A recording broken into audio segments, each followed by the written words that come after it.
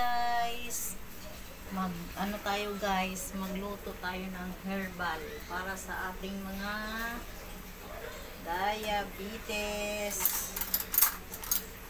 Yan, meron akong yan, naglaga yung tangkay ng ano guys, ng malunggay. Huwag yung itapon guys, sayang, may mga ano din yan. May mga benepisyo din yan. Huwag yung itapon. Ayan, tangkay ng malunggay to guys. Tangkay ng malunggay, tapos may tanglad. Ayan, tanglad. Tapos may lemon, may luya. Ayan, 4 na ingredients lang to guys, para sa may mga diabetes at sa mga sakit-sakit din guys. Inumin nyo lang ito, pakuluan lang natin ng 10 minuto at palamigin, inumin. Yan, hindi naman natin maiinom ito pag mainit, kaya siyempre palamigin natin, tapos inumin natin. Masarap to guys. Yung lemon, kalahating lemon lang, kasi yung balat niya, sinali ko yung balat niya kasi mapait-pait, masarap yun. Yan. Masarap, maasim-asim siya na mapait-pait. Ito guys, sure talagang bababa ang blood sugar nun nito. Yan.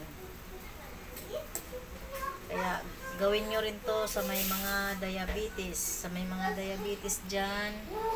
Ayan, sa tulad kong may mataas ang sugar ko guys kaya sa ano, uminom tayo nito para bumaba ang ating sugar. Tanglad at tangkay ng malunggay. Kung pwede niyo rin isali ang dahon guys, pero tangkay ng malunggay yung pinag-anuhan nyo, wag nyong itatapon kasi sayang. Yan guys, mapakinabangan pa natin yan para sa ating katawan, para sa ating blood sugar na hindi tumaas. Lagi tayong mag-iingat sa ating mga sarili at walang makakagamot sa ating sarili kundi tayo lamang. Kaya gumawa tayo ng paraan para bumaba ang ating blood sugar. Yan ang aking natututunan dito sa Reels. Yan. Marami kang matutunan dito sa Reels guys, kasi marami naman din nag-tutor na mga ano, kung ano-ano lang na mga herbal, mga gamot, na mga halamang gamot, ganun. Kaya syempre i-try natin siya. Try.